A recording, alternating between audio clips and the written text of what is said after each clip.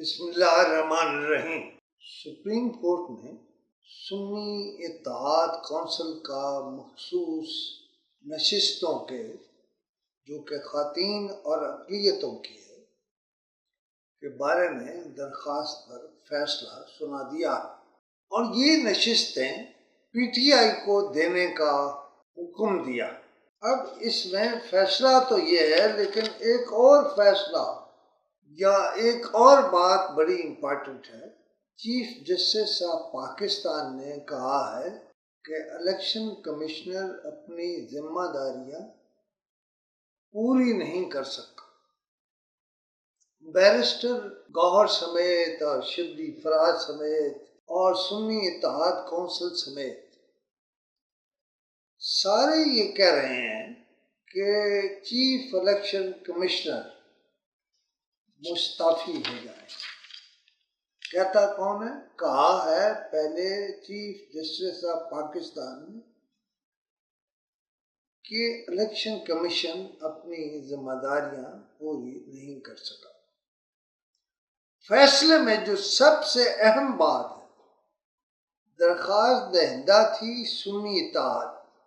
फैसले में पीटीआई को नशिस्तें देने का हुक्म दे दिया गया है और इलेक्शन कमीशन के फैसले को भी गैर आईनी करार दिया गया है और पेशावर हाई कोर्ट के फैसले को कलअदम करार दे दिया गया। लेकिन सुप्रीम कोर्ट अपने फैसले में क्या कह रहा है? पाकिस्तान तहरीक-ए-इंसाफ एक सियासी जमात थी और एक सियासी जमात है, लिहाजा पीटीआई बहैसियत जमात मखसूस नशिस्तें हासिल करने की कानूनी और आईनी हकदार। नाज़रीन, 4 मार्च को इलेक्शन कमीशन ने 4 और 1 के तनासब से फैसला सुनाया था जो भारत पीटीआई और सुन्नी उसके इत्तेहाद के खिलाफ था और 6 मार्च को सुन्नी इत्तेहाद ने पेशावर हाई कोर्ट से रुजू किया था और 14 मार्च को पेशावर हाई कोर्ट ने सुन्नी इत्तेहाद की दरख्वास्तें खारिज कर।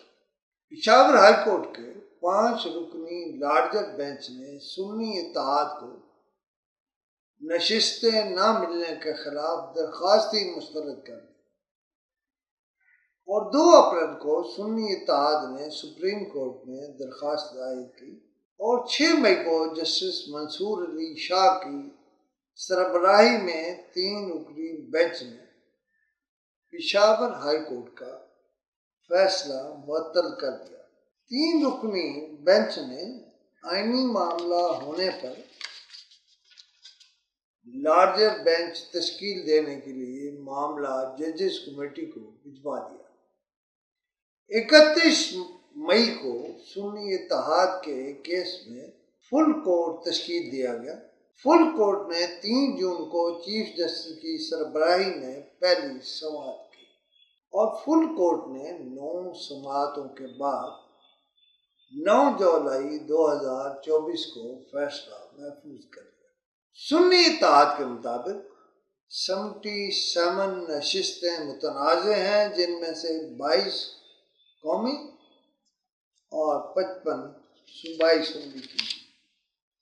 सुप्रीम कोर्ट के फैसले के बाद चेयरमैन सुन्नी इत्तेहाद ने चीफ इलेक्शन कमिश्नर के इस्तीफे का मुतालबा किया और बैरिस्टर गौहर ने ये कहकर इस फैसले को वेलकम किया है कि सुप्रीम कोर्ट का फैसला तारीख में याद रखा जाएगा।